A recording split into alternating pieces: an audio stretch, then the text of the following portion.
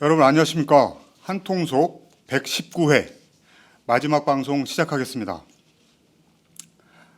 오늘 방송 주제는 몇 차례 이제 예고해 드린 대로 정세현 전 통일부 장관의 나의 한국 현대사입니다. 물론 저희는 남북관계 전문 방송이기 때문에 한국 현대사 중에서도 남북관계 관련된 부분을 중심으로 말씀 나눠보도록 그렇게 하겠습니다. 이 장관님, 이 정확한 문서나 기록에 의한 건 아니지만 아마 이제 최연소 월남자가 아닐까 싶다 이런 말씀을 무슨 기록이 뭐 있겠어요. 하신 적이 있는데 예. 오늘 주제하고 좀 맞춰서 여기서부터 오늘 얘기를 풀어가는 것도 좀 괜찮을 것 같습니다. 내가 1945년 6월 16일생입니다. 16일이요. 예, 16일생인데 그 당시엔 만주국이죠. 지금은 이제 중국이 됐지만 네. 만주국 그 하얼빈에서도 동북쪽으로 오히려 러시아가 가까운 네. 쪽으로 자무스를 하는 도시가 있어요. 자무스요. 예, 적지 않은 그 도시고 일제 때 만주국 시절에는 그게 합강성의 성도입니다. 네. 거기서 내가 태어났어요. 그러니까 러시아가 가까운 북만주지. 그러고 나서 두 달 후에 해방이 되지 않습니까? 8.15. 예. 그리고 두 달이 되고 나서 해방이 되고 그리고 아마 내 그 100일이 9월 한 26일쯤 됐을 거예요. 그 100일 지나고 이제 귀국을 하는 겁니다. 예. 당시 이제 우리 아버지, 어머니, 그다음에 아버지 때문에 또는 어머니 때문에 거기 와 있던 막내 외숙, 막내 숙부, 그다음에 고종 형님 이렇게 해서 하나 둘 셋 넷 여섯 가족입니까? 어떻게 되나? 여섯 가족이네. 예. 여섯 가족이 그 자무스를 떠나서 네. 전주까지 도착하는데 40일이 걸렸어요. 예. 그러니까 만주 대륙을 다 그 종단해가지고 네.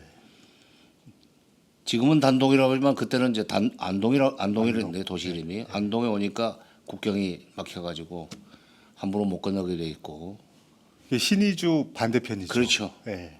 그 밤에 또 그걸 돈을 주면은 건네주는 사람이 있었답니다. 네. 그래서 이제 조선 땅으로 건너온 거지. 예. 거기서 쭉 이제 기차도 타고 뭐 걸기도 하고 해서 그 개성까지 개성이 아니라 38선 넘은 거지. 네. 그 당시 38선이니까. 근데 그 중간에 아마 평양역에서도 상당히 오랫동안 체류를 했. 평양역전에서 다음 열차가 남쪽으로 내려가는 그 열차가 그 준비될 때까지 기다리느라고 평양역전에서 며칠 지냈다고 그러던데 네. 아마도 그게 한 10월 중하순쯤 되지 않았겠나. 그러니까 저 북만주에서부터 시작해서 40일 걸려가지고 그 당시에 조선의 전주까지 오는데 당연히 평양을 거쳤죠. 그러니까 월남자가 아니라 네.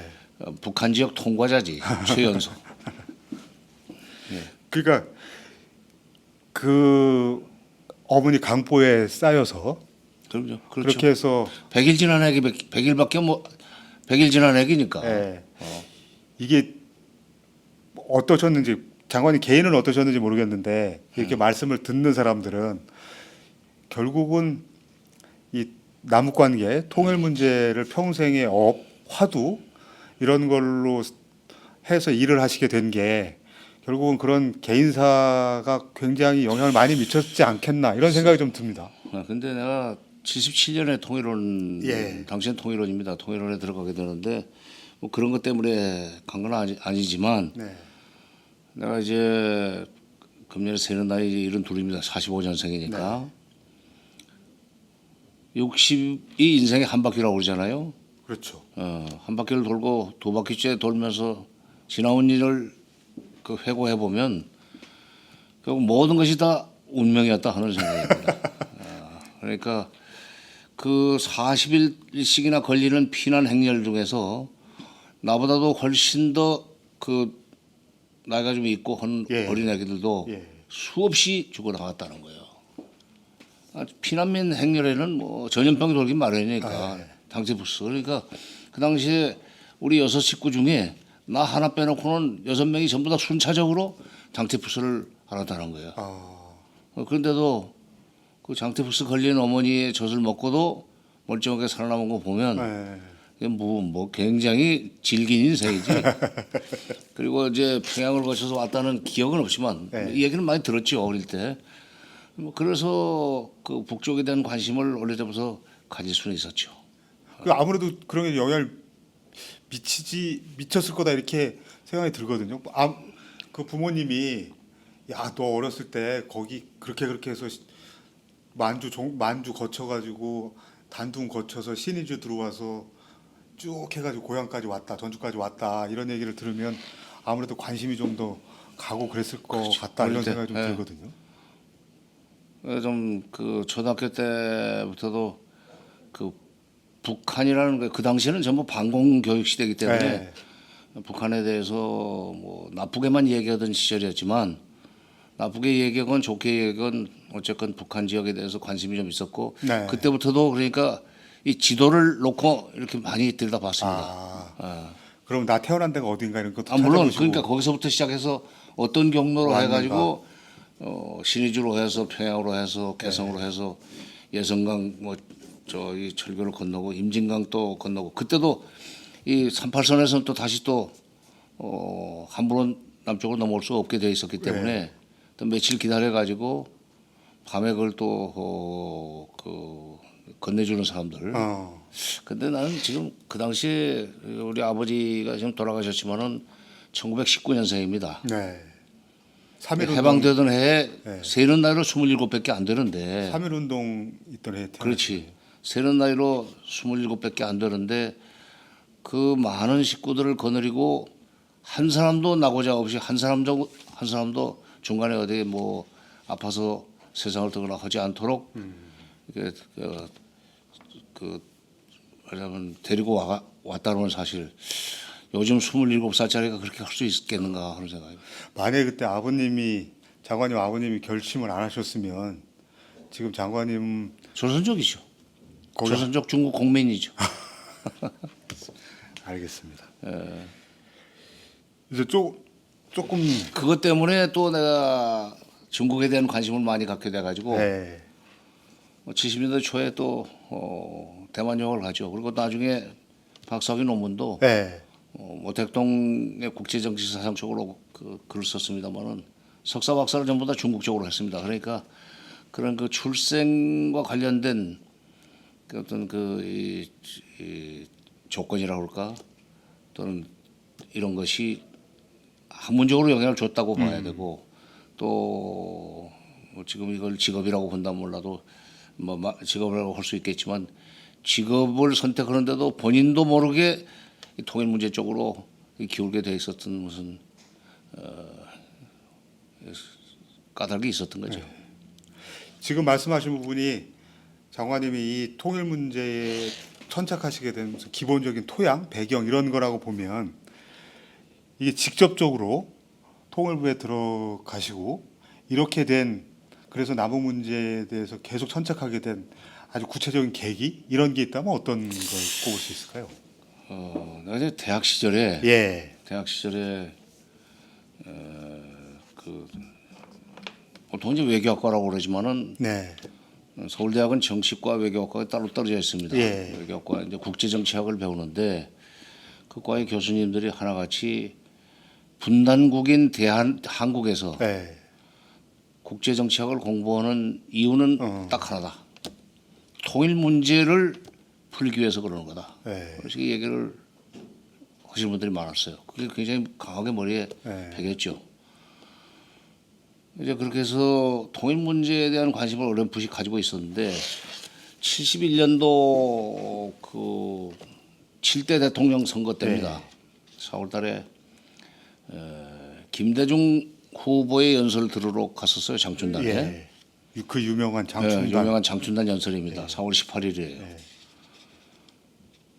그때 가서 장춘단 연설을 듣는 순간 이게 통일 문제를 내가 한번 좀 해봐야 되겠다 하는 생각을 갖게 돼요. 야당 후보인데 대부분 그때 그냥 뭐 정부 비판이나 하면서 자를 테니까 표 달라고 하는 것이 그 당시에 선거 연설의 기본 어떤 그 컨셉이었었습니다. 네. 근데 국제 정세를 쫙 그 정리하고 거기서 우리가 이러이러한 조건 때문에 이러이러한 환경 때문에 우리도 남북 교류해야 되고 4대국이 남북한을 동시에 교차 승인한다고 그럴까 이렇게 보장을 하는 그런 식으로 해줘야 된다 하는 얘기를 하는 걸 듣고 이게 대학에서 선생님들이 얘기했던 소위 그 우리나라에서 국제 정책을 공부하는 이유는 통일 문제를 제대로 풀기 위한 것이다 하는 그런 얘기하고 이제 연결이 되더라고요. 그러면서 나중에 내가 이제 77년에 네. 이제 통일원에 들어가게 됩니다. 근데 그때는 솔직히 통일 문제를 하기 위해서 들어간 건 아니에요. 그게 무슨 말씀이에요? 나 나 이제 그 박사과정 공부를 고수학을 끝내놓고 네. 논문을 써야 되는데 네. 77년 봄학기까지 해서 이제 고수학이 다 끝났습니다. 네.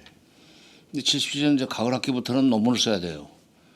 근데 그 당시에 그 내가 이제 모택동 쪽으로 공부를 하기로 작정을 했었기 때문에 근데 그 모택동이나 중공 관련 그 당시 중공이라고 했습니다. 중국 공산당. 중공 관련 자료를 볼 수 있는 데가 중앙정보보고 통일원밖에 없는 거예요. 도서관에. 그런데 그 욕심 때문에 어디 그 근처로 좀 가서 그 도서관에 출입하면서 공부를 해야 되겠는데 논문을 써야 되겠는데라고 생각을 하고 있는데 마침 통일원에서 영구직 공무원을 공채를 했습니다. 얼마나 좋은 기회입니까? 그러니까 처음에는 박사학위 논문을 위한 자료 수집차 가신 거군요. 그 들어갔지. 그 논문만 쓰면은 나는 나오려고 그랬어요. 네. 중국 문제 전문, 네. 중국 문제, 중국 외교 전문가로서 이제 대학에서 가르치고 싶다 하는 꿈을 가지고 있었죠. 네.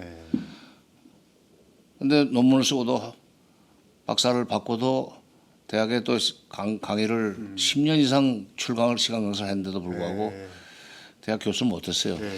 그러니까 학문적인 전공은 중국 외교지만 직업적으로는 선택의 여지가 없어가지고 통일을 해서 아니 생계를 해결해 주니까 그러다 보니까 밑에서부터 시작해서 25년 만에 통일원에 들어간 지 한 25년 만에 이제 통일부 장관까지 할 수 있게 됐었죠.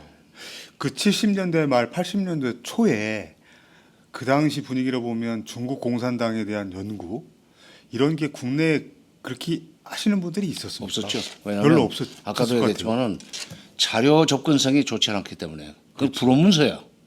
그렇죠. 그렇겠네요. 그때 모택동 선집이나 무슨 인민일보를 읽는다는 것은 이건 노동신문이나 김일성 선집을 읽는 거고 똑같았어요. 그 집에 노동신문 잘못 가지고 있다가 그 보안법에 걸려가지고 뭐 고생한 사람들도 많이 있고 네. 어쨌든 그쪽 자료를 보는 것 자체가 수상한 사람입니다. 네. 70년대 말 80년대 초에는 이제 그런 걸 법으로 보호받는 데가 중앙정보보고 통일원이란 말이야. 일단 논문을 써가지고 잘 그 정리를 해놓으면은 무슨 뭐 공산당이라고 오해는 안 받을 수 있으니까 그리고 모택동의 외교 쪽을 중국의 외교를 공부하는 거니까 그렇게 이념 성향이 강한 건 아니죠. 예.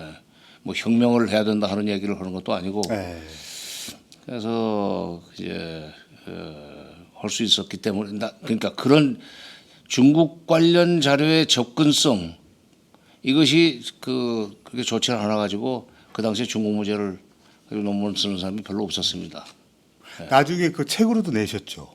예, 84년에 그러니까 내가 81년에 논문이 통과가 돼서 82년도 이제 박사학위를 받는데 통일원에 있으면서 받았죠. 네.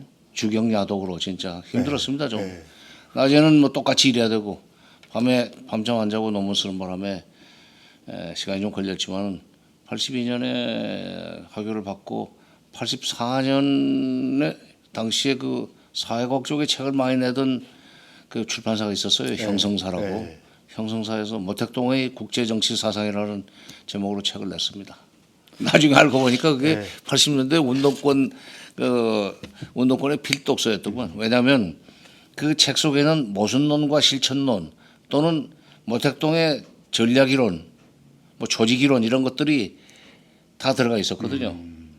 좀 쪼개가지고 여기저기 나눠놨지만 네. 그걸 잘 다시 그 취합하면은 완벽한 그 논문이 하나 나올 수 있어. 그 모택동에 선집에 있는 것들이 그대로 그냥 원문 그대로 될 수 있었기 때문에 더구나 번역까지 해줬으니까. 아, 시중에서는 일반적으로 보기 어려운 자료들이니까. 그렇죠. 그러니까 당시에 내가 통일원에 공산권 연구관으로 있었기 때문에 법적으로 보호를 받은 거예요. 그렇지 않으면 그런 책 썼으면은 그 일단 의심받아요. 알겠습니다. 그러나 저러나 하여튼 중국의 외교 그다음에 중국의 외교를 하다 보면 중국의 정치 이론 같은 걸 전부 다 공부를 해야 되는데 네. 그 덕분에 북한을 보는 데 있어서 조금 그 중국과 북한을 비교하는 관점을 가질 수 있었고 네. 그게 큰 도움이 됐습니다. 중국을 통해서 북한을 볼 수도 있고 네. 그런 말씀인 거죠. 그러니까 북한의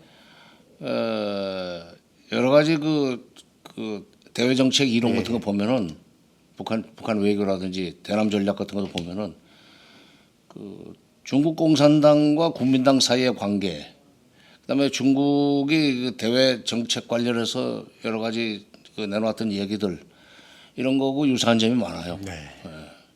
알겠습니다. 지금까지 2004년 6월에 이제 현직을 떠나시긴 했지만 그 이후로도 계속 남북 관계를 이제 지켜봐오고 계신데 77년부터 지금까지 장관님이 보시기에 남북 관계 관련해서 가장 의미 있던 사건 이걸 꼽으라면 뭘 꼽으시겠어요?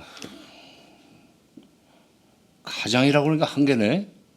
일단 뭐 좋습니다. 그러면은 아니 뭐 두 개까지. 두 개까지. 예.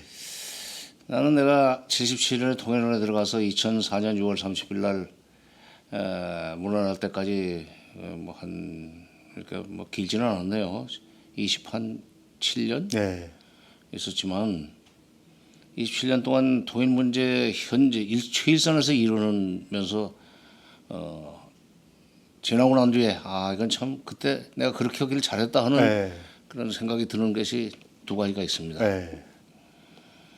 하나는 그 남북 철도도로를 연결하는데 합의는 했었지만은 2000년에 합의를 해가지고 철도도로 연결 공사를 했었죠. 그때는 박재규 장관 시절입니다. 네. 박재규 통일부 장관 예, 씨. 예. 근데 9월 18일 날 착공식을 해놓고 그해 초겨울부터 북쪽 구간의 공사가 중단이 됐어요. 지금 경의선, 동해선 말씀하시는 예, 거죠? 경의선. 그때는 경의선만 했지. 예. 나중에 내가 이제 다시 2002년 1월 29일 날 발령을 받고 들어가서 이거는 자재 장비를 주고라도 연결시켜야 된다 하는 생각을 했어요. 예. 그래서 대통령 보고를 한 거죠. 근데 그분은 그 가타부타 말씀을 잘 안 하시는 분입니다. 왜냐면은 그러나 반대를 안 하시는 걸 보고 이것은 해봐도 좋다는 그런 뜻으로 생각을 하고 이제 여론 조성부터 했어요. 예. 뭐 조찬 강연회 같은 데 가가지고 자재 장비를 주고라도 연결하는 게 좋겠다라고 하니까 의외로 그 여론이 반응이 좋았습니다. 왜 또 퍼주기 하냐 이런 거. 그거 시비 없었어요. 그거는. 그러니까 그 당시 계산으로 봐서는 비료 한 5, 60만 톤 주는 값밖에 안 드는데 철도도로 연결하면 이게 상징성도 크고 실제로 민족의 혈맥을 잇는 거 아니냐 하는 식으로 얘기를 하니까 경제인들까지도 그 일리 있다라고 이제 이렇게 됐고 그래서 이제 자재 장비를 주고 공사를 재개했습니다. 2002년 9월 18일 날. 그렇게 해서 결국 이제 그것이 최종적으로 2005년대 공사 끝나서 연결이 됐죠.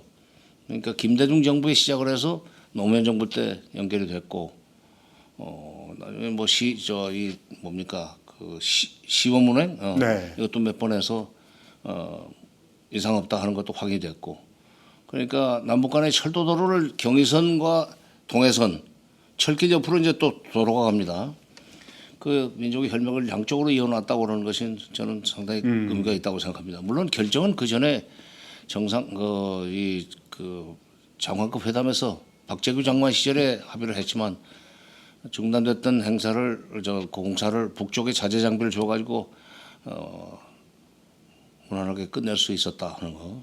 그걸 나중에 2005년도 10월 24일 날 여기 서울에 왔던 당시 콜린 파월 미 국무장관이 네. 기자들하고 회견하면서 그런 얘기를 했죠. 인공위성을 통해서 본 한반도의 이 비무장지대를 철조망지대를 가로지르는 두 줄기의 피스 익스프레스웨이, 피스 익스프레스웨이. 피스 익스프레스웨이, 평화의 그 고속도로 익스프레스웨이는 나한테 매우 그 감명적이었다는 그런 표현을 썼었는데 그거 이제 하나 있고 철도도로 연결했던 거 통일부에서 일했던 보람을 난 거기서 찾고 있습니다. 또 하나는 이제 그 개성공단 지금은 중단이 됐지만 네. 개성공단의 첫 삽을 임기 중에 뜰 수 있었다.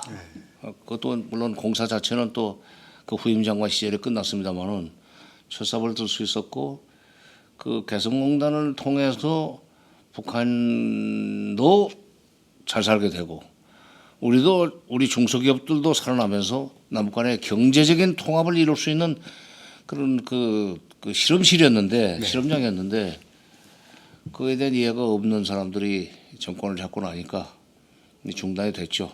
그러나 다시 개성공단의 그 여러 가지 의미에 대해서 올바른 인식을 가진 사람이 집권을 하면 다시 그 살아날 수 있고 결국은 그것이 우리 통일을 가져오는 출발점이 될 겁니다. 개성공단을 개성공단. 그러니까 개성공단이라고 하는 것이 이 남북 경제협력의 그 어떤 그 집결체 아니에요. 그렇죠. 남쪽의 자본과 기술 그리고 북쪽의 노동력과 싼 땅값 이걸 이용해 가지고 북쪽 노동자들은 비록 인건비를 받아가는 정도에 그쳤지만 우리 중소기업들이 살아남을 수 있었고 살아날 수 있었고 또 북쪽도 그것이 그 도움이 된다고 생각하니까 14 정상회담에서는 해주에 또 네. 공단을 만들기로 하지 않았어요? 그리고 또 서해 평화 협력 특별지대를 만들기로 했었고 그러니까 무슨 얘기냐면은 군사 지역을 경제 협력 지역으로 바꿨다는 사실이에요. 네. 그러니까 군사 지역을 경제 지역으로 경제 협력 지역으로 바꿨기 때문에 당시 신동아까지도 2004년 1월로 신동아에서 개성공단 개발로 휴전선 사실상 북상이라는 제목의 장문의 기사까지 썼었습니다. 그러니까 경제 협력과 안보 협력 또는 경제 협력을 통한 군사적 긴장 완화 그러면서 북한 경제가 제대로 돌아가도록 우리가 길을 열어주고 그렇게 해서 경제적인 공동체를 만들어 나가면서 그렇게 되면 긴장은 현저하게 떨어지게 됐습니다. 그렇게 해서 사회문화 협력, 사회문화 공동체 그리고 정치 공동체 그러면 통일이에요. 개성공단 얘기는 그 폐쇄된 거는 장관님 말씀 듣다가 저도 모르게 한숨이 나오네요. 그렇죠. 그 문을 개성공단 폐쇄한 거는 두고 이 정부의 그 오점으로 역사적 과오로 남을 것 같다 이런 다시 생각이 많이 이제 듭니다. 바로 잡아야죠. 원상복구를 해야죠. 예. 이건 통일을 하려면 거기서부터 시작해야 됩니다. 개성공단 재가동, 재가동 그렇죠. 개성공단 재가동부터 통일 시작이 될 것이다. 그럼요. 그걸 이제 퍼주기라고 하면은 네, 통일이라는 단어를 쓰지 말아야 돼. 예, 북쪽에 돈이 좀 가죠. 그러나 그 돈 때문에 그 개성공단이 돌아가고 금강산 관광이 돌아가던 시절에 그 최전방 군사지대의 군사적 긴장은 현저하게 완화됐었습니다. 그거를 잊어버리고 돈 간 것만 생각하는데 그건 진짜 생각이 짧았던 거예요. 개성공단 전면 중단시킨 것은. 알겠습니다. 이 역사의 가정은 없습니다만 남북 관계 관련해서 정말 이렇게 되지 않았어야만 했던 사건 이걸 꼽는다면 어떤 게 있을까요? 우리한테 뭐 우리 민족 자체 글쎄, 불행이다. 이렇게 되지 말았어야 되는 사건이라고 그러니까 조금 딱 맞지 않았는데 네. 비슷한 사건이 하나 있었죠. 94년 7월 8일 아, 김일성 주석이 사망하지 말았어야 돼요. 네, 무슨 얘기냐면 네. 94년 그 7월 25일부터 7월 27일까지 김영삼 대통령과 북쪽의 김일성 주석이 정상회담을 하기로 합의가 돼 있었습니다. 네. 그 당시에 나는 청와대 통일비서관으로 그 회담을 실무적으로 준비하던 네. 때였었어요.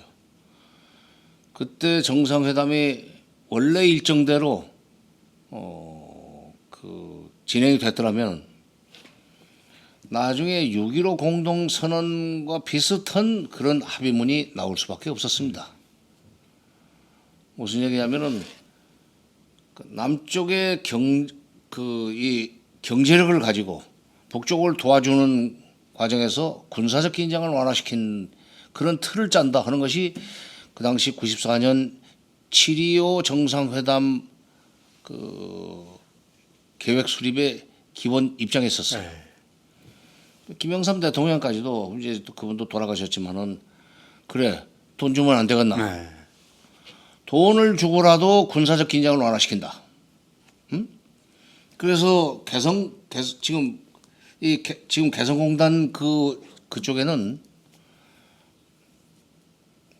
원래 이 장사정포, 방사포가 아주 밀집돼 있는 그런 지역입니다. 뭐 용산에 뭐 국방부라든지 미군기지를 겨냥하고 있고 길게 나가는 뭐 평택 오산까지도 때릴 수 있는 장사정포가 있다고 그러는데 그러니까 그때 김영삼 대통령이 김일성 주석하고 회담하는 과정에서 긴 얘기하지 마시고 우리가 경제적으로 북한 경제가 어려우니까 네. 좀 도와줄 용의가 있다. 네.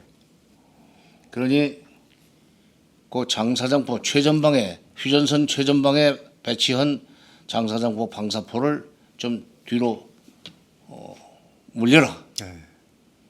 이런 식으로 그 합의를 하시고 그리고 장관급 회담만 합의해 주시면은 그다음에 실무적으로 풀겠습니다.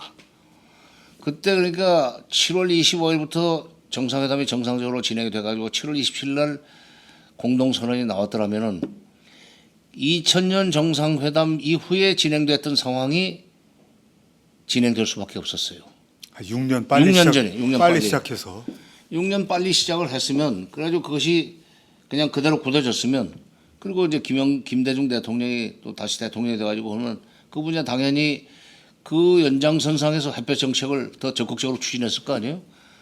그러면 이제 94년입니다 그때가 지금 이제 2016년이고 그렇죠.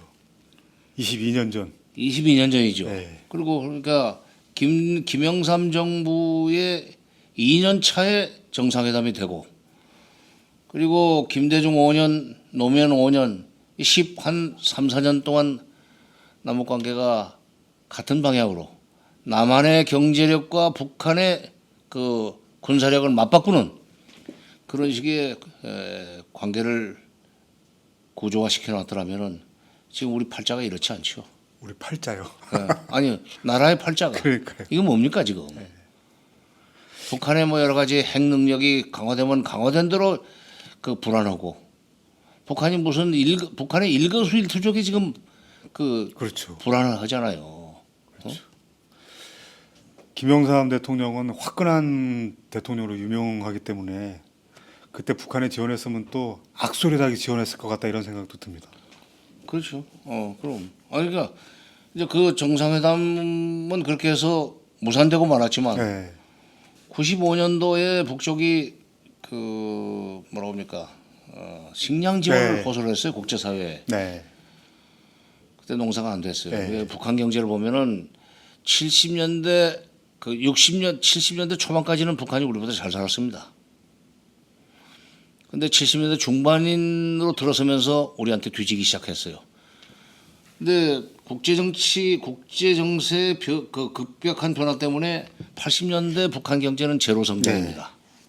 그리고 90년대는 마이너스예요. 네. 마이너스 성장을 하고 있는 그 한 중간에 이제 정상회담을 할 뻔했었고 우리가 그걸 알고 있기 때문에 경제적으로 지원할 테니까 군사적 이 대남 위협을 줄여라 하는 식으로 맞바꿉시다 하는 틀을 짰던 거지. 그러니까 95년에 그 식량 지원을 요청을 했는데 처음에 김영삼 대통령이 100만 톤 주겠다고 그랬어요. 한 번에요. 아니 한 번에 100만 톤이 못 가요. 네, 북쪽에 부두 그렇죠. 항만 부두 그렇겠네요. 시설이 하역 능력이 빈약해가지고 네. 뭐 5천 톤, 뭐 10,000톤급 배도 그 접안하는 게 굉장히 접안하기가 어려워. 어려우니까. 그러니까 아주 10만 톤 보내려면 딱 한 달 걸려요. 아, 해보니까. 그래서 그때 15만 톤 주고 말았는데, 근데 그 청지랑 인공기 개항 사건 때문에 더 이상 못 줬지만 어쨌건 100만 톤도 줄 수 있다. 그 이제 태국산 쌀을 사서 주려고 그랬었어요. 우리 쌀 15만 톤을 살 수 있는 돈이면 태국산 안남미라는 겁니다. 태국이나 또는 베트남에서 난 쌀 그 길쭉길쭉한 거 그 100만 톤 살 수 있었어요. 저쪽은 뭐 양이 많은 것이 그 중요하니까. 그런데 그 100만 톤 외국에서 사서 주겠다고 그랬더니 우리 쌀 농가에서 데모해가지고 쌀은 민족주의다 하는 명분으로 막 들고 일어나니까 국내 정치 여론을 중시하는 김영삼 대통령이 그럼 국산 쌀로 줄 수밖에 없다. 그러니까 예산 구상해놨던 거에서 그냥 7분의 1로 분량이 줄어드는 거죠. 어쨌건 그때 100만 톤도 줄 수 있다고 그랬어요. 그러니까 이게 남북관계를 보면요. 보수 성향의 정치인이 과감한 조치를 하면은 큰 저항이 없는데 이 진보 성향의 정치인이 대북 조치를 좀 과감하게 하면은 시끄럽습니다. 근데 시끄럽지만 대통령이 소신을 가지고 또는 그 참모들이 소신을 가지고 그걸 국민을 설득해 나가면은 얼마든지 남북관계를 또 발전시킬 수 있는 여지는 있습니다. 돈 주면 안 되겠나 이게 참 절절한 말입니다. 그래 돈 주면 안 되겠나? 그렇지. 그렇게 그분은 그렇게 간단하게 입력이 돼요. 네, 재밌는 분이야. 내가 한 3년 8개월 비서관을 해봤는데 참 재밌어요. 사람을 끄는 매력이 있어. 간단히 말해서. 그 한국 전쟁을 빼고 남북 관계에서 최악의 사건을 꼽는다면 뭐가 있을까요? 북핵 문제죠. 네, 북핵 문제죠. 북핵 문제가 93년에 이제 터졌는데 93년에 터져가지고 지금까지 해결이 안 되지 않습니까? 그렇죠. 23년째 해결이 안 되고 오히려 점점 더 상황이 악화돼 가지고 이제 북한의 비핵화라고 하는 목표를 과연 달성할 수 있겠는가? 네, 북한이 지금 2008년 12월 달에 육자회담이 열리고 그게 그렇죠. 이명박 정부 때입니다. 그렇죠. 2008년 12월 달에 육자회담 본회담도 아니고 육자회담 수석 대표 회의가 베이징에서 있은 뒤에 지금까지 8년 이상 회담이 못 열리고 있습니다. 한국이 그 당시에 이제 비핵 개방 3천을 통일 정책으로 삼았을 때니까 북한이 비핵화하기 전에는 아무것도 안 한다 하는 그런 정책이었기 때문에 북한의 비핵화를 위한 회담은 의미가 없다. 회담 해봐야 질질 끌려다니기나 하고 하는 일종의 패배주의죠. 그것 때문에 회담을 이제 안 하려고 그러니까 미국도 힘을 못 쓰더구만.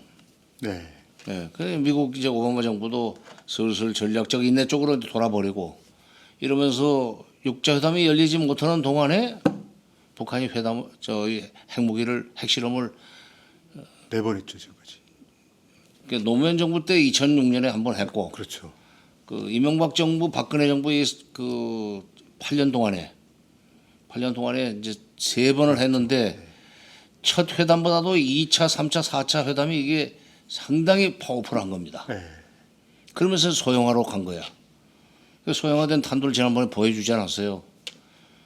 거기다가 이 중장거리 탄도 미사일이 대기권 밖으로 나갔다가 대기권 안으로 재진입하는 성공을 했단 말이에요. 이거는 대단한 거예요. 굉장히 위협적인 겁니다. 그러니까 이게 그렇게까지 된 마당에 북한이 핵을 순순하게 그냥 돈 몇 푼 받고 내놓겠는가 하는 그런 걱정이 있습니다. 네, 그래서 이게 앞으로 미국, 중국 이런 나라들하고 긴밀하게 협력을 해 나가면서 하여튼 북핵 문제가 한반도 정세를 흔들지 않도록 뭔가 지금 안전장치를 해놔야 되는데 지금 이 정부에서는 기대할 수가 없고 안 하겠다는 거 아니에요. 압박을 통해서 지금 3월 3일 날그 채택된 유엔 안전보장에서의 대북 제재 2270. 이거를 좀 더 확실하게 진행시켜 가지고 북한이 핵을 스스로 포기할 때까지는 우리 절대로 정책을 안 바꾼다 이거란 말이에요. 근데 압박으로 포기할 가능성은 나는 없다고 생각합니다. 그러면은 이 북핵 문제는 박근혜 정부 임기 말까지 해결 안 될 뿐만 아니라 오히려 그 1년 반 이상이 남았는데 그 기간 중에 또 한 번의 핵실험을 할 수 있는 가능성이 나는 얼마든지 있다고 생각하고 네. 그다음에 또 이제 지난번에는 저기 그 화성 10 10호죠. 그 소위 무수단이라는 거. 네. 무수단은 사실은 그 발사하는 장소의 이름입니다. 그 무수단 미사일 화성 10호 이것이 중장거리 미사일인데 그보다 더 긴 장거리 미사일이 가령 한 6,000km 이상 되는 것이 대기권 재진입하는 데 성공을 나면 네. 북한이 몸값이 엄청나게 높아져 가지고 말하자면 핵을 동결하고 비확산하는 정도에서 그 문제를 해결하려고 할 수밖에 없을 거예요. 미국도 중국도 결국 그렇게 해서 마무리하자고 할 거고 그렇게 되면은 한국 정부가 그거 따라가지 않을 수도 없고 지금 말씀하신 게 이제 북한이 대륙간 탄도 미사일을 갖게 되는 상황을 말씀하시는 그러면은 겁니다. 복잡해져요. 그러니까 그러기 전에 사실은 이걸 중단을 시켜야 되는데 지금 압박으로 북한이 자진해서 핵을 포기할 때까지 우리는 그 이 정책을 계속 끌어나가겠다고 하는 아주 그 완강한 입장을 버리지 않고 있으니까 희망이 없다는 거지. 그 외교부나 통일부 그 당국자라는 사람들 만나서 물밑대화 이런 얘기 물어보면 물밑대화가 없다는 거를 아주 자신 있게 말할 수 있다. 이렇게 얘기를 합니다. 그거 보면서 참 아니 답답합니다. 그러니까 그건 정권 초에 대통령 박근혜 대통령이 네. 자신이 직접 얘기하지 않았어요. 근데 그 외교나 남북 관계도 어떤 점에서는 외교 비슷한 건데 네. 외교에 있어서 그런 어떤 이 비공개 접촉 이런 걸 갖다가서 비도덕적이라고 생각하는 것 자체가 그러니까요. 네. 좀 잘못된 거예요. 네. 아, 전쟁 중에도 네. 이면 이 뒤로는 협상을 계속 하는데 네. 이제 국민들 모르게 네. 그렇게 하면서 이 전쟁을 언제쯤 끝낼 것이냐, 어느 정도에서 서로 만족하고 이걸 끝낼 것이냐 하는 접점을 찾기 위해서 끊임없이 적국끼리도 포탄이 날아가는 그 이면에서는 그 비밀 접촉을 하기 마련이고 외교사에 보면 비밀 접촉이 굉장히 많습니다. 네. 서양이고 뭐고, 국민들한테는 뭐 절대로 우리는 이 전쟁 쉽게 끝나지 않고 적이 항복할 때까지 끝까지 밀고 나갈 것이다 하면서도 뒤로는 비밀 접촉해가지고 적당한 선에서 마무리를 하잖아요. 그러니까 그러니까 이건 지혜롭지 못한 거지. 이 언론이나 기자들한테 지금 몰라도 좋고 크게 물을 먹어도 좋은데 그런 게 있으면 좋겠다 이런 얘기를 하면 그런 게 없다는 걸 자신 있게 말씀드릴 수 있습니다. 이렇게 얘기를 하니까 답답합니다. 참 그걸 자신 있게 얘기를 할 수밖에 없다는 사실에 대해서 가슴 아프게 생각해야 돼요. 알겠습니다. 외교관들이나 통일부 사람들이 남북 간의 물밑 접촉이 일체 없다고 하는 것을 자신 있게 얘기할 수 있는 정도로 이 정권의 경직성이 강하다는 얘기입니다. 지금 홍영표 통일부 장관이 음, 정세현 장관님을 이제 장관의 롤 모델로 생각한다 이런 얘기를 이제 국회 답변이나 뭐 이런 데서 이제 얘기를 한 적이 있는데 장관님은 남북관계 관련 업무를 하면서 롤 모델로 생각한 분이 있습니까? 뭐 이전 전임 장관분들도 있을 대상일 수도 있고 그런데 아무튼 그런 분 아니어도 장관님이 롤 모델로 생각하신 분이 있으시다면 누구세요? 아니 근데 홍영표 장관이 그 국회에서까지 청문회에서 나를 롤 모델로 네. 삼겠다고 그래가지고 내가 좀 오히려 곤란하네 지금. 나는 그렇게 롤 모델로 삼으면은 내가 있을 때처럼 남북 대화도 많이 하고 뭐 하여튼 내가 2년 5개월을 근무를 했는데 네. 두 정부에 걸쳐 가지고 2년 5개월 근무하는 동안에 95회 남북 대화를 했습니다. 네. 그다음에 합의서도 막 73개, 73개인가를 만들었어요. 그리고 철도도로 연결하고 네. 그다음에 개성공단 첫 삽 뜨고. 근데 롤 모델을 나로 삼았으면 좀 그런 일 좀 하지. 근데 나는 내가 통일원에 처음 들어가서 77년에 통일원에 들어가서 맨 처음에 그 맡았던 일이 이 타 분단국 사례 연구하는 거였어요. 다른 나라들. 예, 동서독이죠. 예, 처음에 그걸 맡았어요. 예. 동서독의 접근 과정 같은 것을 77년, 78년 때 공부를 했죠. 예. 그리고 이제 그 독일 유학한 교수들하고도 예. 자주 세미나도 하면서 그러면서 독일의 통일 그게 독일의 통일이 아니라 독일이 그런 식으로 77년이면 독일은 이미 그 동방 정책이 상당한 정도로 진전이 돼 가지고 예. 통일 쪽으로 가까이 다가가고 있던 시절입니다. 네. 그 이후에도 이제 쭉 전개 과정을 지켜보면서 동서독의 그 관계를 지켜보면서 에곤 바르라는 사람에 대해서는 주목을 했어요. 네. 에곤바. 예, 원래 그 사람은 뭐 기자 출신일 겁니다. 예, 저도 그렇게 알고 있습니다. 예, 서베르린에 어디 그 기자였었는데 서베르린 시장으로 있던 그 빌리 브란트가 발탁을 해서 공보관으로 그 같이 일을 했고 그리고 나중에 수상돼 가지고 총리 돼 가지고 같이 데리고 들어가서 이 동서독 관계를 여는데 소위 그 마쿠 조정자 뭐 밀사 이런 식으로 활용을 해 가지고 역할을 했었죠. 훌륭한 일이었고 독일 통일은 어떤 점에서는 빌리 브란트가 에곤 바르를 썼기 때문에 가능했다고 볼 수도 있어요. 어쨌든 저는 나도 에곤 바르처럼 좀 됐으면 좋겠다는 생각은 한 적이 있었습니다. 그 시절에 그러니까 70년대 말 아니 이제 그때- 나중에 그때는 이제 그 동서독 관계에 관심이 있었기 때문에 쭉 봤고 예. 나중에 독일 통일이 되고 나서 90년에 네. 독일 통일이 되지 않습니까? 네. 독일 통일이 되고 난 뒤에 이 에곤 바르 얘기가 계속 나오잖아요. 네.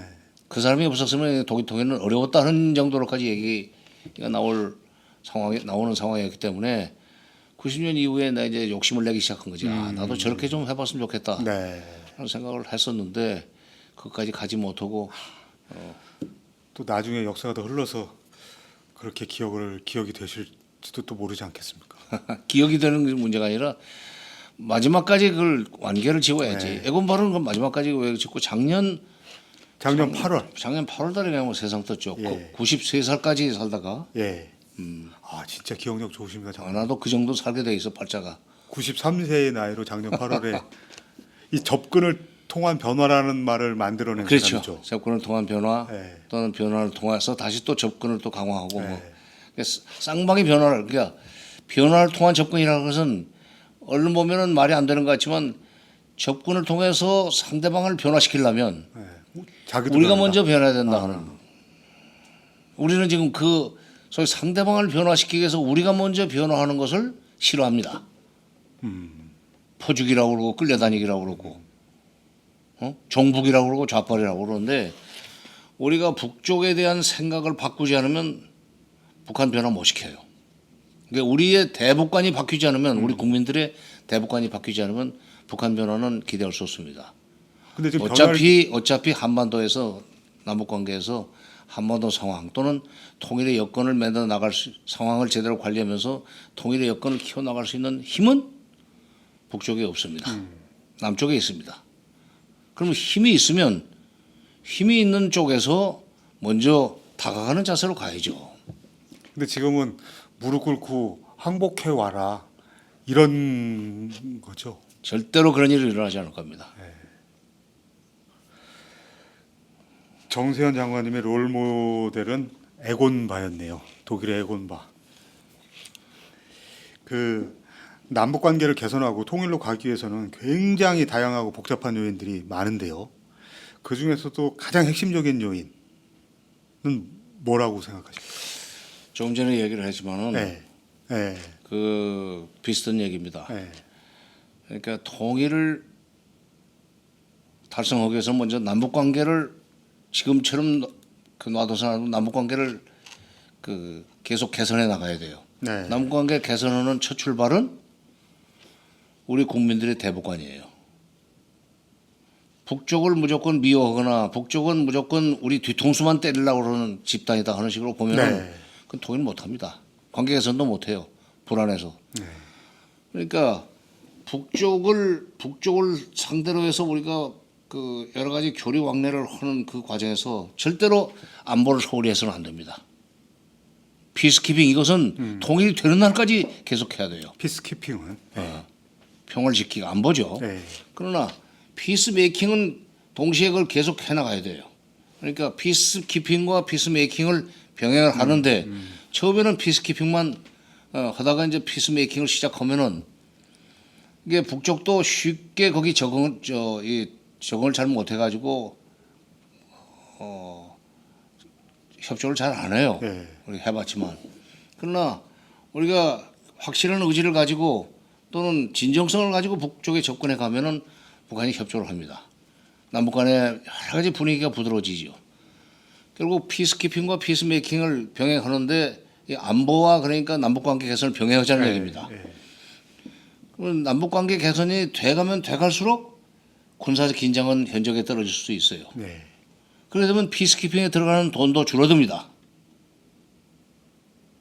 근데 이걸 안 하면 피스메이킹을 안 하면 피스키핑만 해야 되고 네. 북쪽의 속셈이 뭔지를 전혀 모르니까 그냥 일단 모든 걸 안전하게 하기 위해서 0.001%의 실수도 없어야 된다는 네. 생각에서 국방비만 증액을 해가지고 철저하게 틀어막는 그런 어리석음을 범할 수밖에 없죠. 근데 국방비 많이 써도 지금 별로 효과도 없는 것 같으니까 이것도.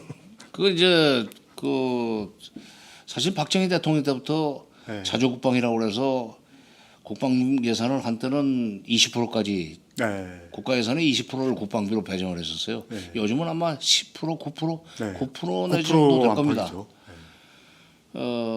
근데 20%씩이나 국가 예산의 20%씩이나 투자를 해가지고 자주국방을 한다고 했는데 결국 자주국방은 그냥 구호로만 남고 전시작전 통제권도 미국한테 계속 맡겨놓고 있고 미국 무기나 사다 쓰고 뭐 우리 무기를 뭐 개발할 수 있는 능력이 왜 없겠어요?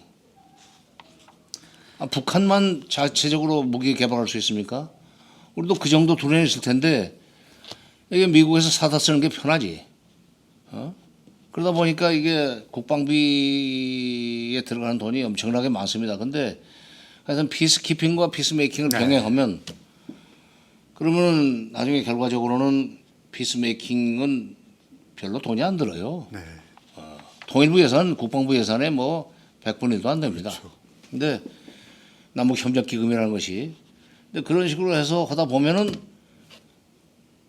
북쪽 사회가 변할 수밖에 없어요. 알겠습니다. 지금 게시판에 올라온 글 몇 개만 소개해드리고 좀 이어가겠습니다. 게시판에 고양이 섬이라는 분입니다. 한통속 마지막 회다.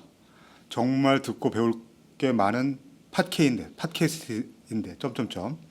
그 다음에 LEJEHO 이재호 씨군요. 이게 프레시안 이재호 기자일지 혹시 민주평통에 이재호라는 분이 있는데 그분일지 아무튼 이재호라는 이름이 좀 흔한 이름이니까 이재호 씨. 장관님 칼럼 그다음에 기자님 기사. 아이고 저까지 언급해 주셨네요. 관심 있게 계속 지켜보겠습니다. 그다음에 김승배 씨. 정 전 장관님 결론은 정권 교체만이 답이네요. 이렇게 글을 남겨주셨습니다. 또 이렇게 의견 계속 올려주시면 중간중간 또 소개를 해드리면서 계속 진행을 해 나가겠습니다. 최근 얘기 하나 나눠보도록 하겠습니다. 지난 6월 27일 날, 6월 27일. 예, 6월 27일 날 북한의 이제 조선 반도의 평화와 자주 통일을 위한 북남 해외 재정당 단체 개별 인사들의 연석회의 복속준비위원회가 이름이 깁니다. 남측 정부 인사들과 각계 인사들에게 민족적 대회합을 하자 이런 서한을 보냈습니다. 장관님도 이 사원을 받으신 걸로 저도 알고 있는데 이게 접수하시고 난 다음에 좀 어떤 생각이 드셨습니까? 편지 자체는 좀 늦게 왔어요. 네, 먼저 보도가 먼저 되고 네. 왜냐하면 김대중 평화센터로 온 것 같습니다. 내 거는. 네. 거기서 다시 나한테 이제 등기로 붙여주는 바람에 좀 늦게 왔는데 난 그 기사가 떴을 때 기사 보도를 보고 이 사람들이 북쪽이죠. 예. 이게 김일성 시대로 돌아가나 하는 생각을 했어요. 아, 어? 남측의 인사들한테 이 편지 보내는 거. 편집을 그러니까 예. 이 대규모 집회 통일 문제를 놓고 대규모 집회를 예. 하자고 그런 제안을 김일성 시대에 여러 번 했었습니다. 예. 대표적인 것이 6월 25일 날 이제 그 남침을 하게 됩니다만은 예. 내 기억에 6월 14일인가 6월 18일 날 해주에서 남북 재정당 사회단체 연석회의를 열자. 예. 통일 문제를 해보게. 예. 그 제안을 해놓고는 이쪽에서 이제 가느니 못 가느니 그때는 뭐 이승만 대통령 시절이니까 예.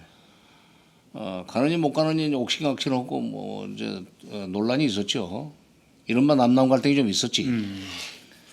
그리고 이제 6월 25일 날 군사 행동을 했단 말이야. 그러니까 그때 그 일종의 전과가 있어요. 그런 소위 그 민중 집회를 하자고 해놓고 군사적 행동을 했던 그런 적이 있어서 그런 그 대규모 군중 집회 비슷한 걸 하자고 할 때는 신뢰가 좀 안 갑니다. 나중에 그 70년대 이제 80년대로 넘어와서도 뭐 전민족 대회니 네. 대민족 회의니 그런 것들을 여러 번 제안을 했었어요. 전민족 때 이건 저 고등학교 때 이거 배운 기억이 나네요. 그 83년 4년쯤으로 기억합니다만은 그때도 저쪽에서 대민족 회의를 그 하자고 해가지고 전두환 대통령 시절이죠. 네. 전두환 대통령 시절에 계속 우리가 이 회피함을 박정희 대통령 시절은 계속 회피만 했는데 우리가 못 받을 거 없다. 네. 전두환 대통령은 용감하지. 우리도 거기 대응할 수 있는 그런 이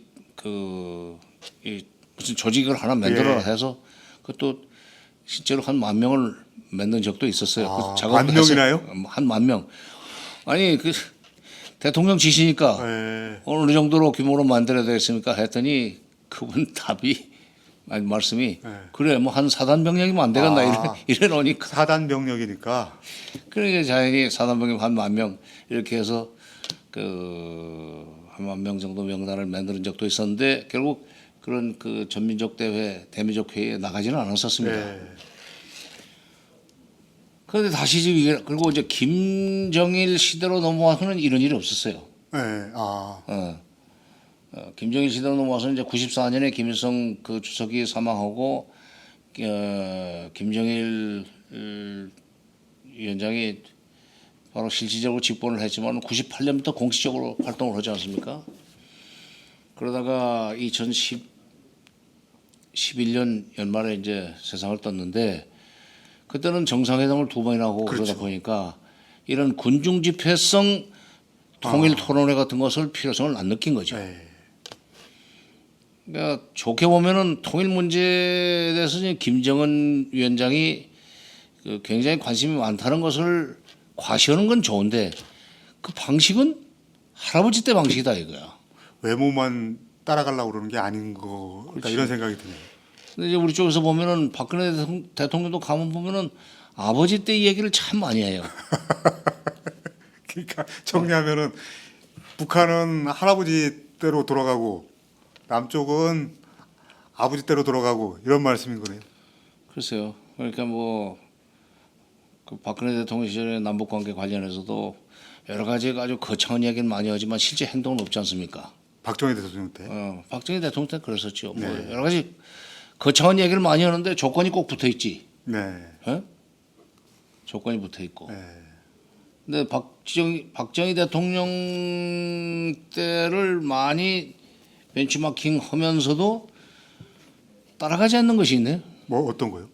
박정희 대통령도 79년 1월 초에 신년 기자회견하면서 네. 평양에 누구와도 언제 어디서든 만날 수 있다고 그러거든. 사실상 그 정상회담 제안이에요. 79년 1월에요. 79년 1월입니다. 그해도 돌아가시던 해인데 네. 그 모든 지역 신문들이 이것은 사실상 남북 정상회담 제안을 한 거다. 그리고 전두환 대통령이나 노태우 대통령 시절에도 그 밀사들을 통해서 정상회담을 하고 얼마나 애를 썼습니까? 네. 김영삼 대통령도 정상회담을 할 수 있는 그런 상황이 오니까 그걸 거침없이 받았거든. 이 분단국의 대통령이라면 네. 문제를 푸는 데 있어서 정상이 직접 나서야 됐다는 책임의식이 있어야 돼요. 박정희 대통령도 보니까 그 전에는 뭐 조건부 대북 제안을 많이 했지만 해도 도용이 없으니까 아니 내가 직접 만나야 되겠다 하는 생각을 했겠지. 79년 1월 초에 그 평양에 누구와도 언제 어디서든 만날 수 있다는 그런 이제 제안을 했었는데 그거 좀 배웠으면 좋겠어. 그 말씀드리니까 이명박 대통령도 남북관계나 이런 걸로 해서 엄청나게 비판을 많이 받지만 그래도 그 임태희 노동부 장관 보내서 싱가포르에서 김양건 사망한 김양건 대남비서도 만나서 정상회담 논의도 하고 그랬습니다. 그렇지.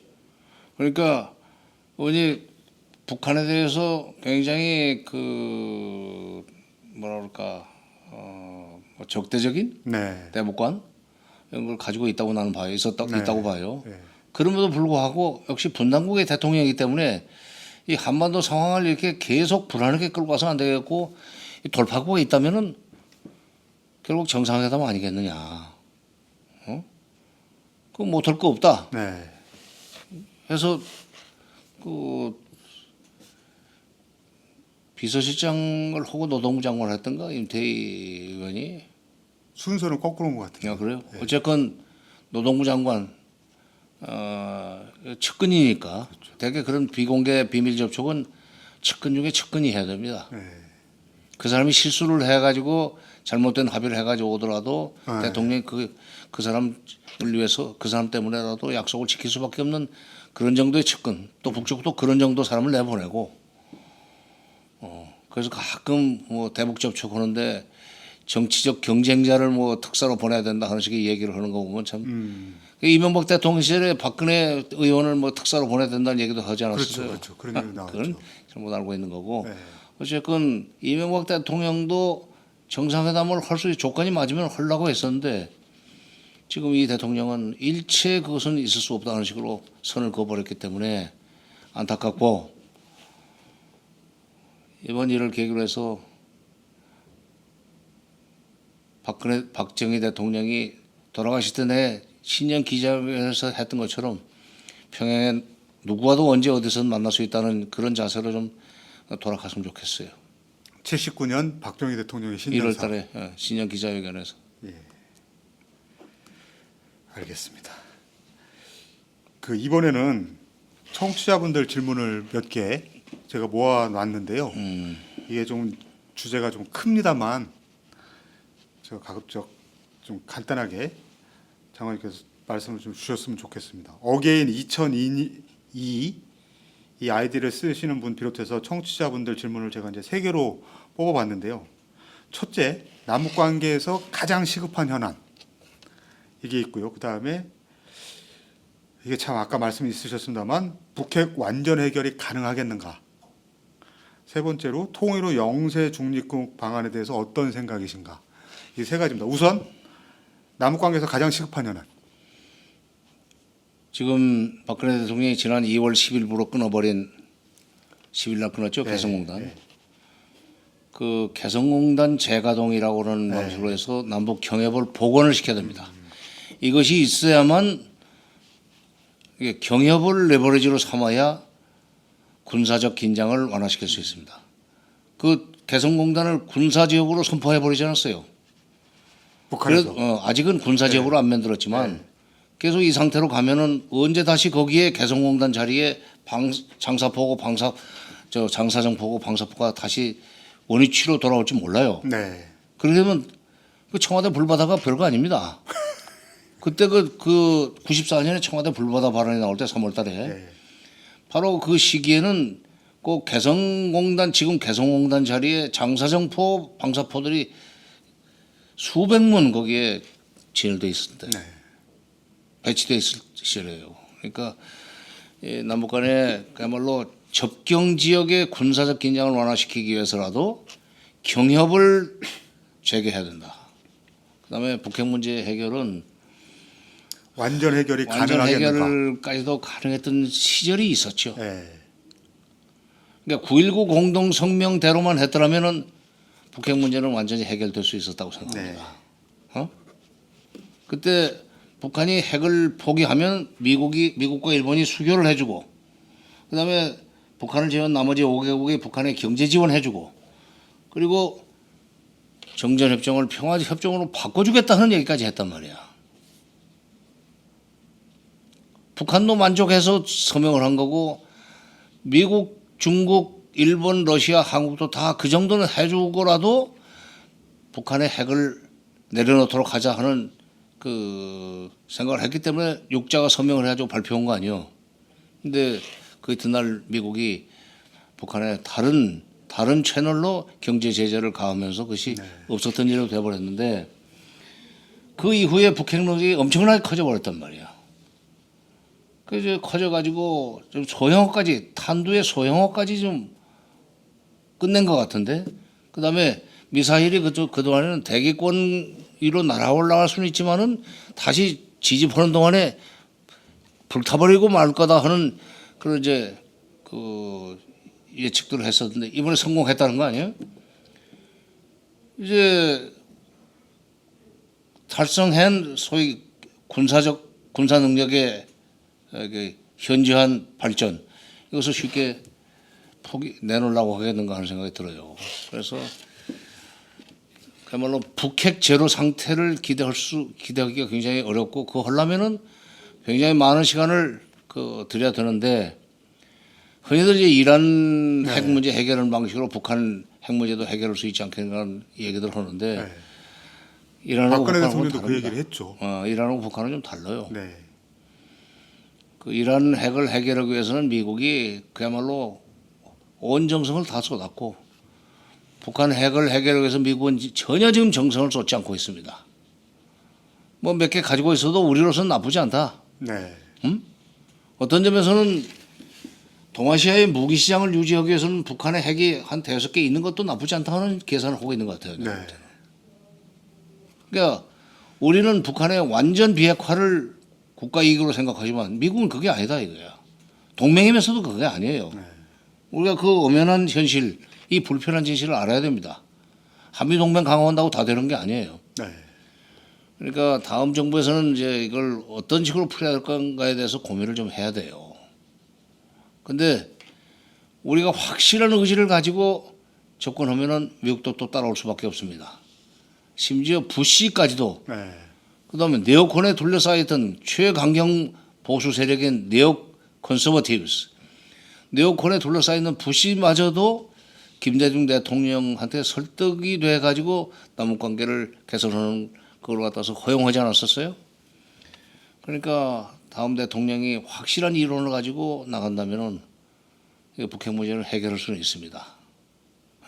아까 그 질문하신 분이 완전히 해결할 수 있는 가능성이 있느냐는 질문, 가능성이 별로 없다고 생각해서 소위 그 비관적인 전망을 가지고 질문하신 것 같은데 네. 우리 하기 나름이에요. 그거는. 세 번째 질문이 뭐였더라? 잠깐만. 중립화. 완전 해결 가능한가? 지금 말씀하신 거는 사실은 좀 그래도 희망적인 말씀을 하시려고 하시는 말씀 같이 사실 저는 들립니다. 이게 그래서 사실 불가능한데. 우리가 확실한 의지를 가지고 하면은 할 수도 있다는 얘기고. 네. 그리고 뭐 어설프게 하면은 해결 안 되는 거죠. 알겠습니다. 세 번째 질문은 통일호 영세 중립국 방안에 대한 의견 어떤 생각이신가 이겁니다. 지금 영세 중립국이라는 게 한 2개 있습니다. 오스트리아하고 스위스죠. 지정학적 위치가 우리하고 달라요. 네.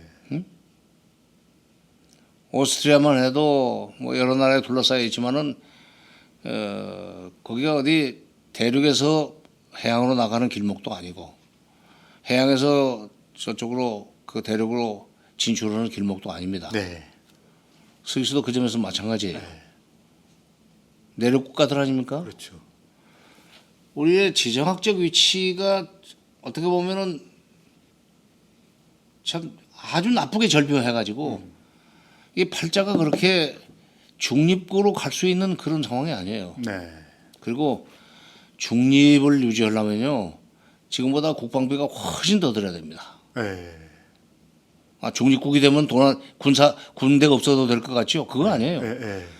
중립은 중립이고 다른 나라 일에 그 동맹도 안 하고 개입도 안 하지만은 누가 나를 때리지 못하도록 하기 위해서는 24시간 비행기가 또 있어야 돼요. 24시간 국경을 감시해야 돼요. 무슨 일이 있을 줄 알아요. 그냥 나 혼자 중립이다 이렇게 선언해 갖고 되는 에이, 문제가 아니라는 말씀이죠. 그러니까 낭만적으로 생각하는 분들이 있어요. 네. 아 이게 통일된 뒤에 이제 그 동안에는 여기저기 시달렸으니까. 뭐 소련 편에 섰다가 무슨 미국 편에 섰다가 뭐 소련에 시달리고 중국에 시달리고 미국에 시달리고 이랬으니까 주변국들에 시달렸으니까 우리가 중립을 선언하면은 이제 편히 살 수 있지 않겠느냐. 이 지정학적 위치가 그렇게 안 된다니까. 그러니까 난 중립파 통일론자들 그러니까 중립을 선언하고 통일하지 않은 분들도 있고 네. 통일한 뒤에 그렇죠. 외교 네. 노선을 중립주의로 가자고 하는 분들도 있고 네. 그런데 우리의 지정학적 위치는 나는 그걸 통일 이전도 허용하지 않지만 통일 이후도 허용하기 어려운 그런 환경이라고 생각합니다. 그리고 국방 강화하는데도 돈도 엄청나게 드는 방안이다 이런 말씀. 우선 첫째 지금 통일되고 나면 네. 압록강 두만강이 국경 아닙니까? 네. 어? 예. 그리고 이 반도의 해안선이 전부 다 국경 아닙니까?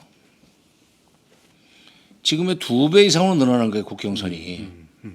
이 비무장지대 철조망은 지금 저 이 비무장지대 길이는 155마일, 한 250km밖에 안 되지만 압록강 도망강은 1,300km가 넘어요. 네. 몇 배요? 그다음에 우리는 지금 남쪽 해안선만 지키면 되지만 이게 통일이 되고 나면 북쪽 해안선도 지켜야 될 거 아니에요. 그다음에 영공도 넓어지잖아. 네. 중립 그 돈 많이 드는 거요.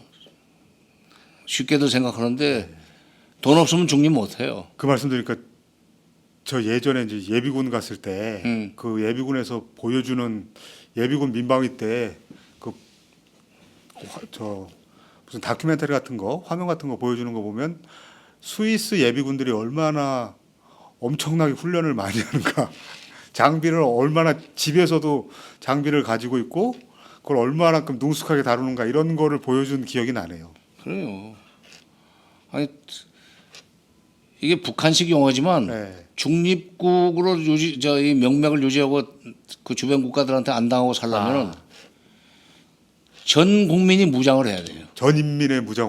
북한 용어지. 전민 무장화, 전군 간부화, 전군 현대화 뭐 이런 등등의 전국토의 요새화. 전국토 요새화. 그렇지.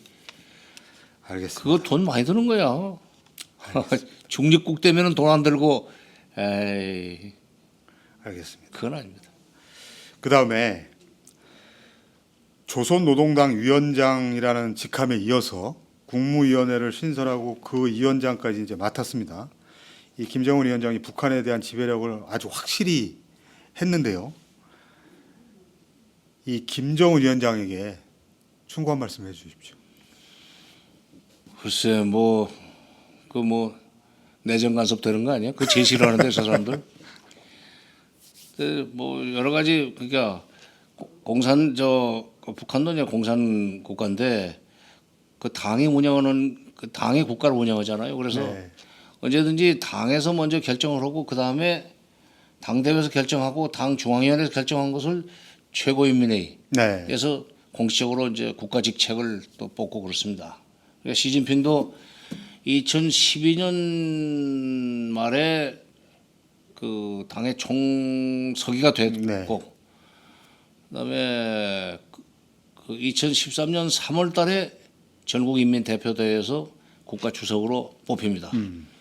그러니까 김정은 지금 위원장도 당 조선노동당 위원장이 먼저 되고 그다음에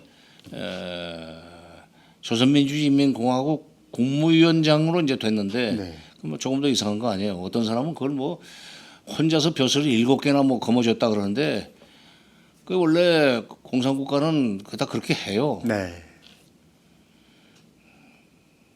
뭐 정치국원, 정치국 상무위원 그거 뭐 똑같은 그 역할이기 때문에 네. 7개였다고 그래가지고 미워할 건 없고 어쨌건 지금 이제 그 이렇게 당대회를 열고 최고인민을 열어서 공식적인 직함도 확실하게 정했고 그 국내 정치 기반을 확립을 했다 이렇게 나는 봅니다. 예.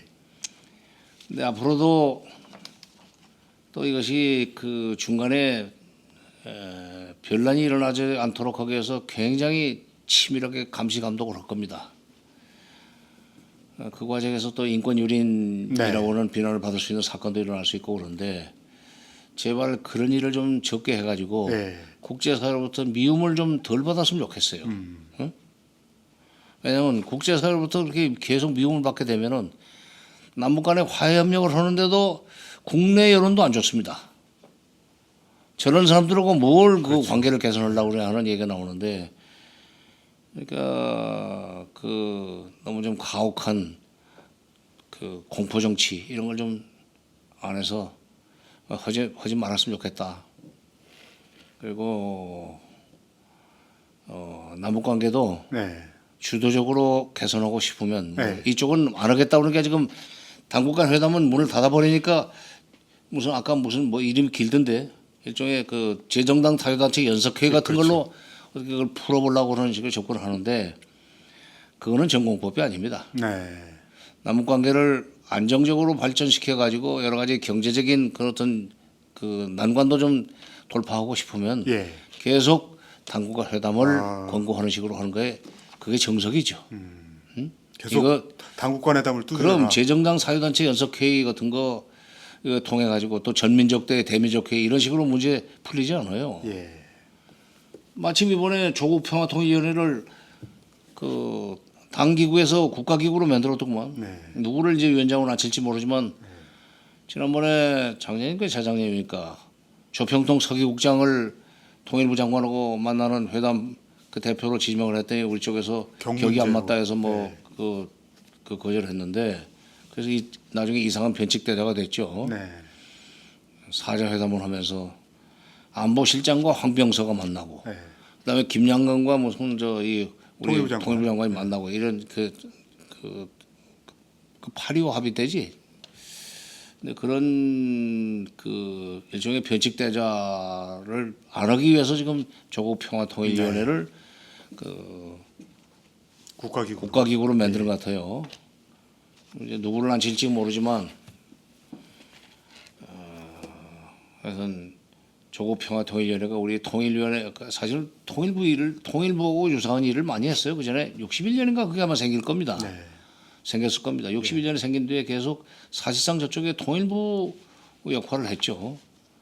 그리고 또 90년 총리급 회담 때도 조평통 서기국장의 이름으로 저쪽에서 회담 대표로 나왔었어요. 실무회담 말씀하시는 건가요? 실무회담이 아니고 네.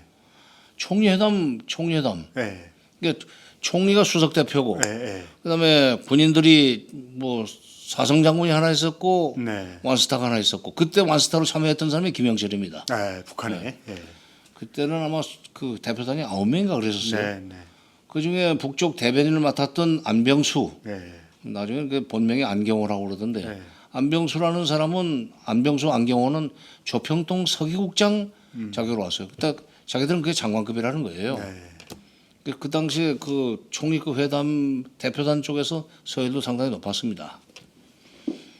그동안에는 우리가 그걸 인정을 했었는데 갑자기 박근혜 정부에 들어서 가지고 조평통 서기국장으로는 상대 안 하겠다 하니까 그 당의 외곽기구일 뿐이지 정부기구가 아니니까 못 만나겠다 그러니까 이걸 지금 정부기구로 만든 것 같은데 조국 평화통일위원회를 통해서 정부 대 정부 대화를 하자고 해야지 네. 이게 대민족 회의지 무슨 뭐 연석 회의 이런 식으로 통일 문제 접근하면은 진정성을 의심받습니다. 그럼 우회로 찾지 마라 이런 말씀인 그럼. 거네요. 거기 가지고 저쪽은 한 목소리 예. 나올 거 아니에요. 예. 우리는 참가하는 숫자만큼 각양각색으로 얘기할 거 아니에요. 그러니까 우리가 겁이 나서 못 가요. 예. 이게 이루어질 수 없는 그 제안이야. 그러니까 저 우리 정부에서는 이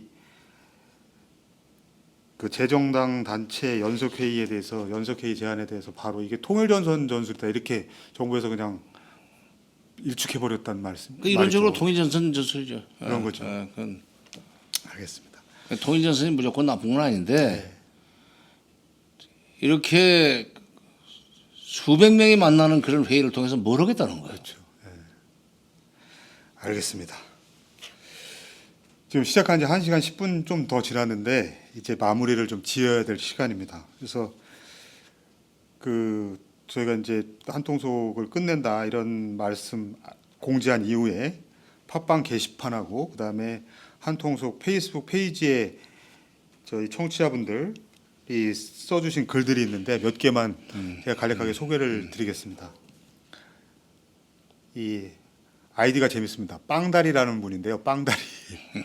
빵다리님이 너무 아쉽습니다. 그동안 통일 문제에 관해서 많은 오해가 풀렸고 또 사람들을 만나면 쉽게 설명해 줄 수도 있을 만큼 공부를 많이 했는데 이제 어디서 이런 방송을 들을까요? 쉽게 설명해 줄 수도 있을 만큼, 이 말씀이 저는 굉장히 고마운 말씀입니다. 그 다음에 여수혜님, 정말 아쉽습니다. 보수의 무능과 대안 없음에 기가 막혔는데 그래도 장관님과 초대 손님들의 탁견에 그 답답함을 그나마 풀 수 있었습니다. 항상 건강하시고 다른 좋은 방송이나 강연에서 배웠으면 합니다. 그 다음에 하네네님, 혹시라도 정부의 압박으로 종방하는 것은 아니길 바랍니다.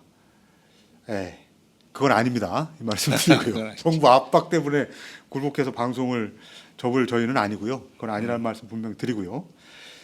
그 다음에 그간 정세현 장관님의 촌철살인 말씀을 들을 수 있어서 즐거웠고 많은 발전의 계기가 됐습니다. 다른 팟캐스트 하나 만드신다면 꼭 팔로우하겠습니다. 그 다음에 이분만 아니고 이런 말씀을 올리신 분이 많은데 정권 교체가 되면 꼭 통일부 장관이나 이 정부 책임을 맡으셔서 복귀해 주시기를 바라겠습니다.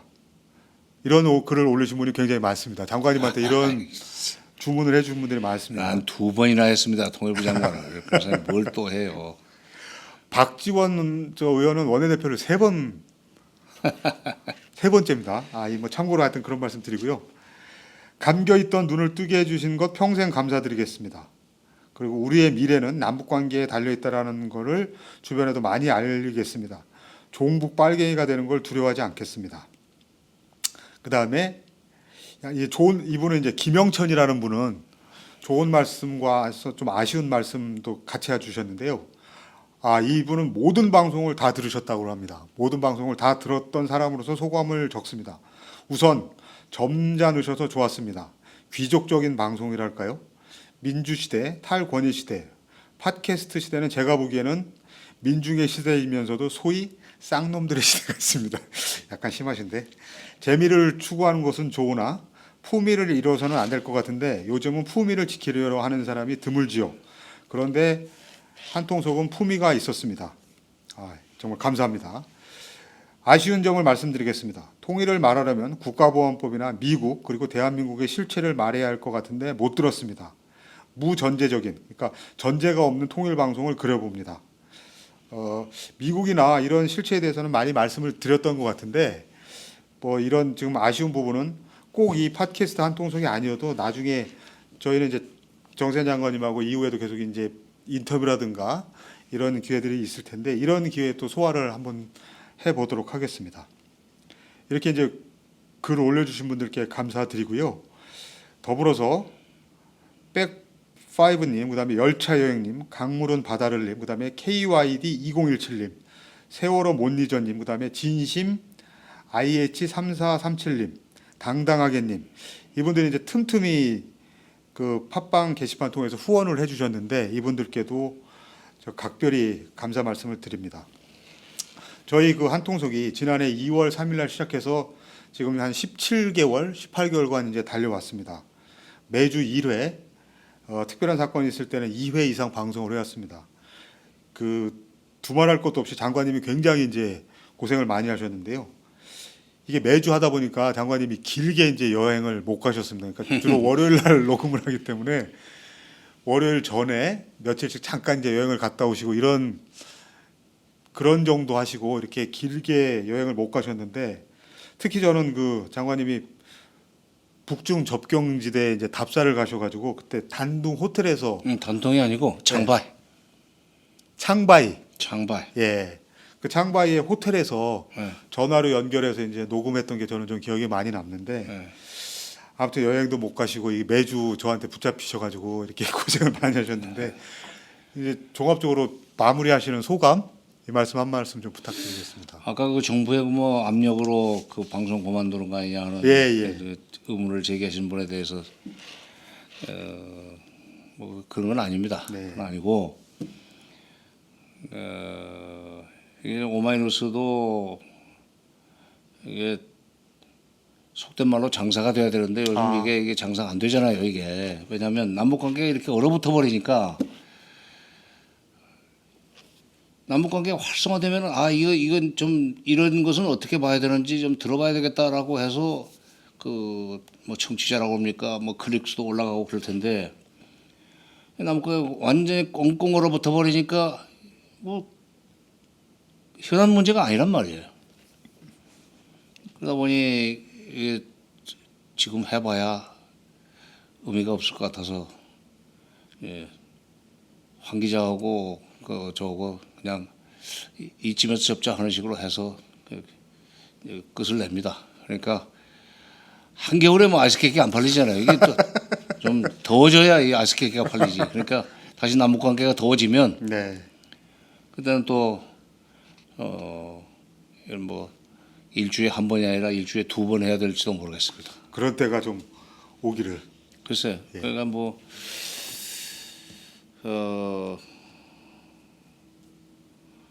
그런 날이 오겠죠. 네.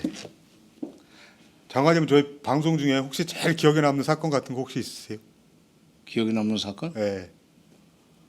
혹시 이것 때문에 진짜 어디 좋은 데 놀러 가야 될 일이 있었는데 못 가셨다라든가 또는 뭐 목함지뢰 예. 그 사건 때문에 결국 그것 때문에 그 이제 시간을 끌다 보니까 8월 그때가 며칠인가? 그때 8월 초였는데. 그때 8월 초였죠. 8월 초죠. 예. 그것 때문에 항상 이제 이게 어떻게 전개가 되려나 지켜볼 수밖에 없었고 그러다가 원래 그 아까 북중 접경 지역은 원래부터 예정이 돼 있었고 얼마나 긴장을 하고 그거에 대해서 뭔가 좀 청취자들한테 설명을 해줘야 되겠다는 책임감이 강했겠어요. 네. 그러니까 그 국제 전화로까지 창바이 그 호텔에서 네. 저는 그 17, 8개월 동안에 저는 진짜 공부를 많이 한 것 같습니다. 이 공부가 예습 있고 본수업 있고 복습 이게 이제 공부 기본이라고 그러지 않습니까? 질문지를 만드는 공부는 무슨 공부를 했다고 그래? 유식하게 가르쳐야 되는데 뭐 아주 정말 쉽게 맞습니다. 얘기를 해가지고 뭐 질문지 만드는 게 예습이고요.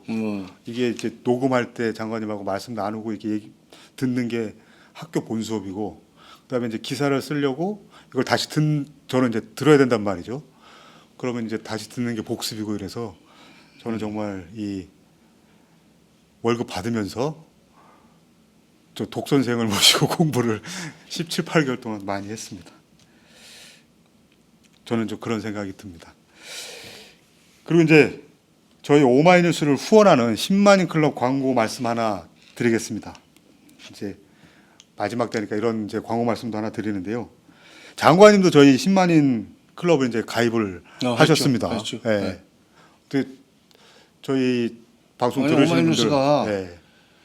종편을 만들고 싶다는데 지금 종편이 전부 다 돈 있는 사람들이 하는 거 아닙니까? 그렇죠. 아니 뭐 보수 언론사들이 돈이 제법 있지. 그렇죠. 뭐 저희 하는 기업에서도 비교할 수 없죠. 하는 예. 것도 있고.